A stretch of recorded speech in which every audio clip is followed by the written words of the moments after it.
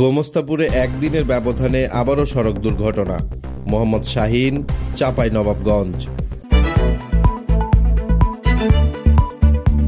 দৈনিক যায় যায় বেলা, সত্যের সন্ধানে সারাক্ষণ।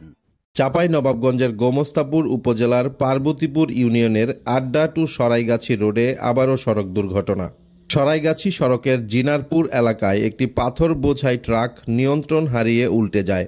স্থানীয় ও ট্রাক ড্রাইভার জানান, সামনে থাকা একটি ডিজেল চালিত ট্রলিকে একাধিকবার হর্ন দিলে তাকে সাইড না দেওয়ায় তাকে প্রাণে বাঁচাতে গিয়ে নিয়ন্ত্রণ হারিয়ে পাথর বোঝা ট্রাকটি উল্টে যায়। বুধবার সকাল 7টার দিকে ওই সড়ক দিয়ে ট্রাকটি পঞ্চগড় থেকে চাঁপাইনবাবগঞ্জ যাওয়ার পথে জিনারপুর নামক স্থানে এই ঘটনাটি ঘটে।